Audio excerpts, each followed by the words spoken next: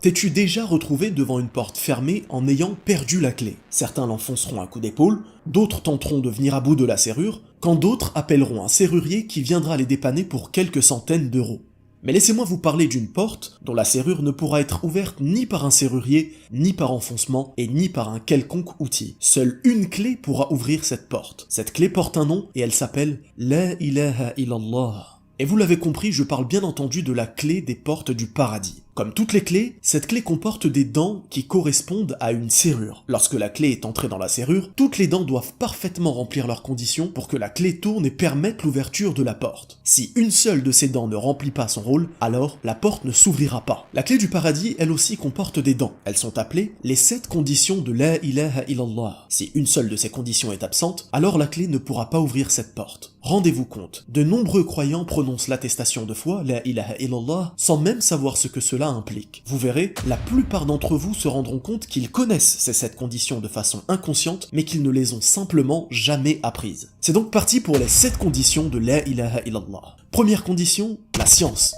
qui a pour contraire l'ignorance. C'est le fait de savoir tout d'abord sa traduction, pas de divinité en dehors d'Allah, mais aussi, et surtout, ce que cela signifie. Nul n'est digne d'être adoré en dehors d'Allah. En bref, celui qui ignore ce que signifie cette parole ne remplit pas cette condition.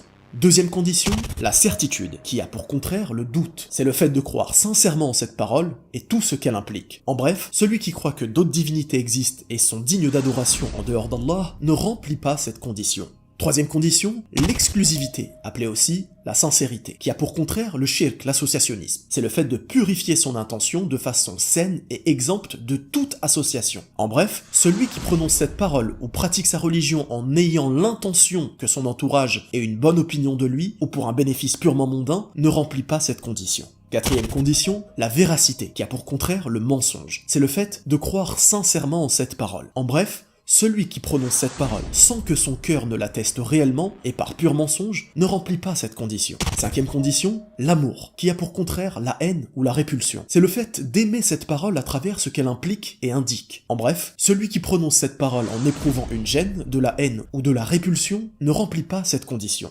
Sixième condition, la soumission, qui a pour contraire le délaissement. C'est le fait de se soumettre pleinement en circonstance de cette parole, en obéissant aux ordres d'Allah et en l'unifiant. En bref, celui qui délaisse les actes obligatoires ordonnés par son créateur ne remplit pas cette condition. Septième condition, l'acceptation, qui a pour contraire le rejet. C'est le fait d'adhérer et d'accepter avec le cœur et la langue ce qu'implique cette attestation. En bref, celui qui s'enorgueille en refusant d'accepter cette parole ne remplit pas cette condition, même s'il y croit. Les dents de cette clé unique sont donc la science, la certitude, la sincérité, la véracité, l'amour, la soumission et l'acceptation. Je t'encourage avec sincérité, et je m'encourage aussi moi-même, de tout mettre en œuvre pour ne jamais perdre cette clé. Même si ce n'est qu'une image, je t'encourage donc à faire un maximum de doubles de cette clé. Non pas des doubles que tu garderas, mais des doubles que tu donneras à ton entourage. Parle-leur simplement de ce que tu maîtrises à ce sujet, car c'est un droit qu'ils ont sur toi. Plus encore, c'est le droit d'Allah subhanahu wa ta'ala sur nous tous. J'espère sincèrement que cette clé nous sera à tous bénéfique. Barakallahu fikum,